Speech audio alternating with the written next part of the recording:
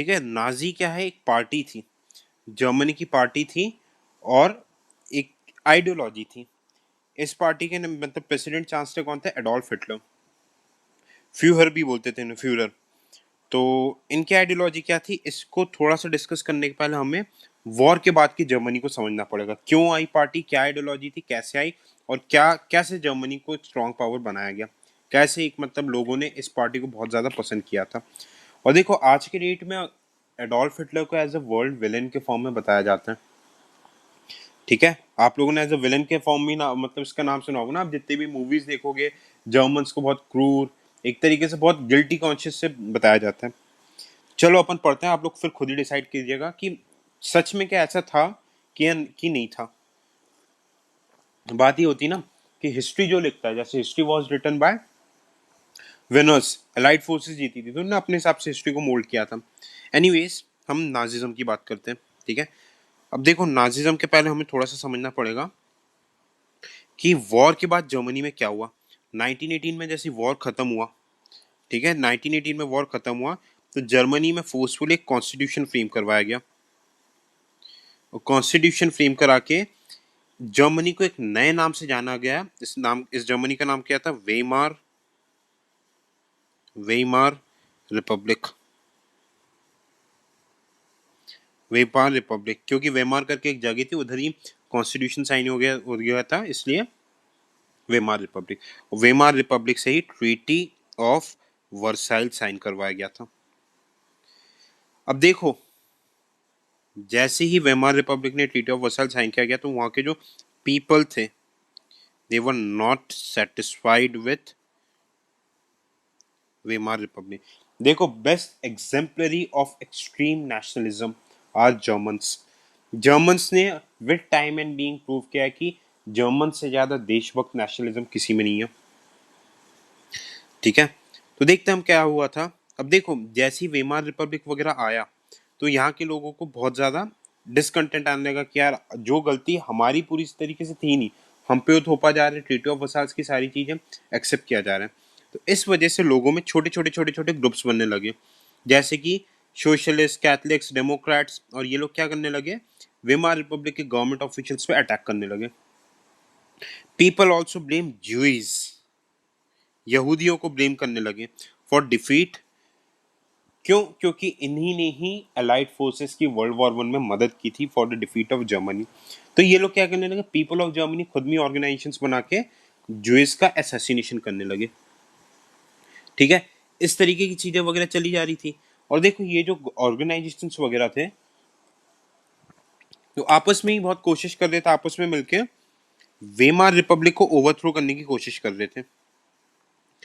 इसी में ही 1923 में एक बंदा था एडोल्फ हिटलर।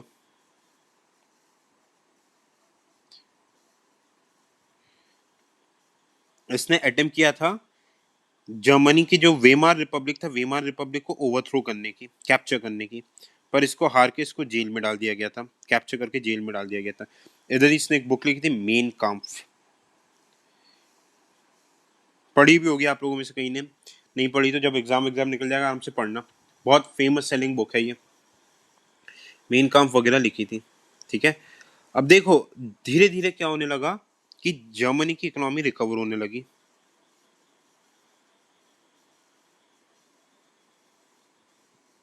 हाउ, क्योंकि यूएसए लोन देने लगा।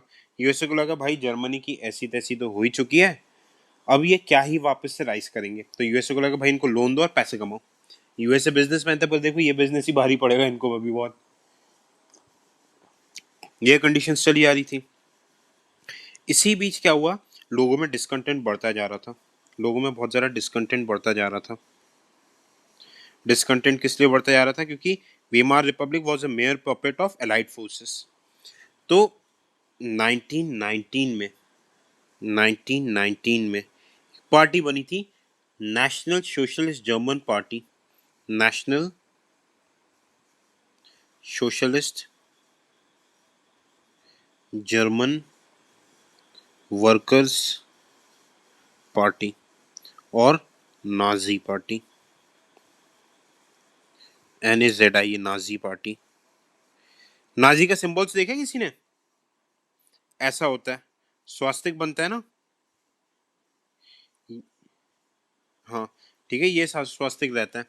बीच में इसके ऊपर बहुत जोक्स चले थे ना कि इंडिया के जब डिफेंस मिनिस्टर राफेल वगैरह लेने गए थे, तो अपने यहाँ पे पूजा वगैरह राफेल के ऊपर नाजी का सिंबल बना के किया गया था, जबकि ये सही नहीं था। तो इसका एक अलग पैराडॉक्स था, है ना। समझ, ये जब एंड हो जाएगा वर्ल्ड वॉर 2 तब समझ में आएगा क्यों बोला मैंने सर। ठीक है, तो देखो जर्मनी धीरे धीरे धीरे धीरे रिकवर करने लगा। ये पार्टी बन गई थी, ये पार्टी बार बार कोशिश कर रही थी कि जैसे तैसे हम क्या करें, इसको रिकवर करें। क्या नाम है आपके, वेमार रिपब्लिक को हटा के एक न्यू गवर्नमेंट वगैरह बनाए। अब देखो जर्मनी के कॉन्स्टिट्यूशन में सबसे डेडलीस्ट एलिमेंट क्या था, आर्टिकल 48। आर्टिकल 48 में प्रेसिडेंट के पास पावर होती थी कि कभी भी इमरजेंसी रिवोक कर सकता है। और जर्मनी कॉन्स्टिट्यूशन में जो गवर्नमेंट बनी वो प्रोपोर्शनल रिप्रेजेंटेशन था। तो प्रोपोर्शनल रिप्रेजेंटेशन में मेजोरिटी का आना बहुत ज्यादा डिफिकल्ट रहता है। पॉलिटी में पढ़ी प्रोपोर्शनल रिप्रेजेंटेशन, जहां पे आप सिर्फ पार्टी को वोट करते हो, वही सेम प्रोपोर्शनल रिप्रेजेंटेशन था। तो एक पार्टी का आना बहुत ज्यादा डिफिकल्ट था। तो मैक्सिमम कोलिशन में गवर्नमेंट चलती थी, और हमेशा जब कोलिशन में गवर्नमेंट रहती तो सेंट्रल गवर्नमेंट स्ट्रांग नहीं आ पाती। तो these became the fertile grounds for dictatorship to come in Germany. Dictatorship आने के लिए बहुत ज्यादा, क्योंकि सेंट्रल गवर्नमेंट स्ट्रांग ही नहीं था। इवन ये बोला जाता है, ये देखा गया था, विद इन 239 days 28 टाइम्स अलग अलग कैबिनेट बन चुकी थी with the use of article 48। तो एज ए रिजल्ट क्या हुआ, इसका इम्पैक्ट क्या हुआ, people lost faith in, people lost total faith in किस पे, वेमार रिपब्लिक।